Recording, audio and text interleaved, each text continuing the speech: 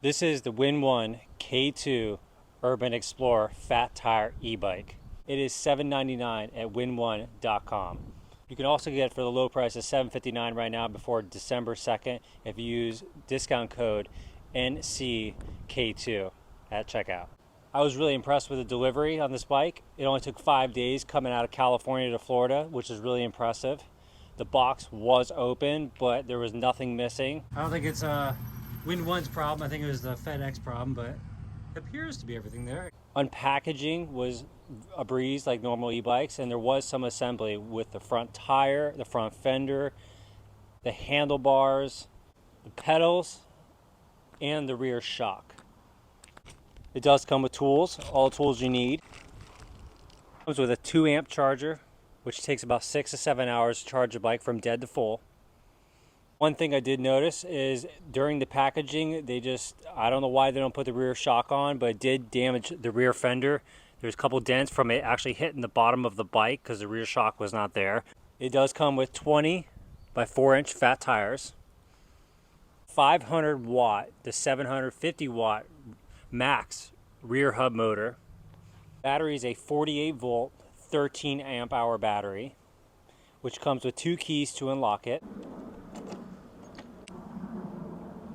Has a USB plug for your phone. It claims to get about 28 miles on pure electric and 46 miles with pedal assist. We got around 26 to 30 on just the pure electric alone. Has a max speed of 20 miles per hour. 15, 20, 25.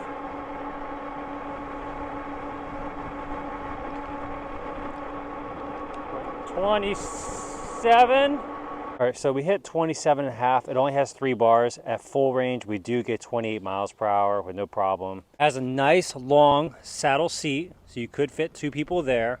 Not saying you should, but you can. It even comes with 2 rear pegs. Some say it's for just your back tall people, but you can put 2 people on it, no problem. The shock absorber is decent, but it is 1,200 pound shock absorber, so it is kind of stiff, but it does take some of the bump out of the road. So, but if it was me, I'd probably upgrade it, but it's totally doable. Front fork suspension, which is pretty decent.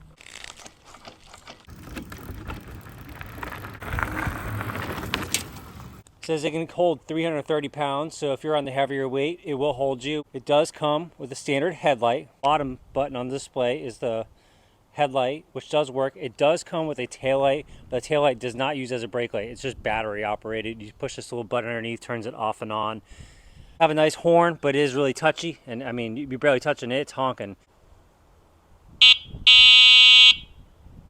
It is an aluminum frame. It only weighs 88 pounds, so it is manageable to pick up. I was able to pick it up.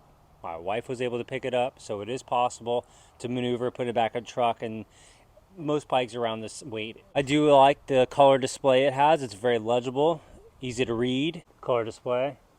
Has a standard 7-speed Shimano derailleur too, which we've gotten after about 15 miles per hour. You're really not pedaling much more than that. Pedal assist, which has 1 through 5 different speeds, adjusting from like 10 miles per hour to 28 miles per hour at 5. A full throttle, just like a motorcycle. Do you like riding mopeds or dirt bikes? It's just like that. It's easy to use. I guess you could whiskey throttle it, but it's not that much power, so you shouldn't be too concerned. The brakes on this bike are really good. They're dual hydraulic disc brakes, and they do lock up. So they do stop this bike very, very well.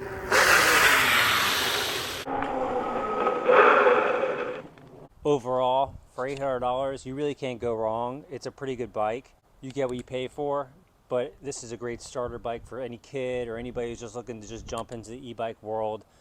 I would recommend it. It's not bad. Like I said, it is cheap, so it does have some flaws. It's not a $4,000 bike, but it does do very, very well for what it is. At first, I wasn't 100% into it, and after riding it for a few days, I'm starting to really enjoy it. The seat does make some noises. But it's realistically going in the back. I do in the front, doesn't really do it. It's just the seat hitting against the frame not the end of the world. I honestly would say it's more for on-road than off-road. You can go off-road, but a little bit of soft sand, you will slip around, but that's common for most e-bikes.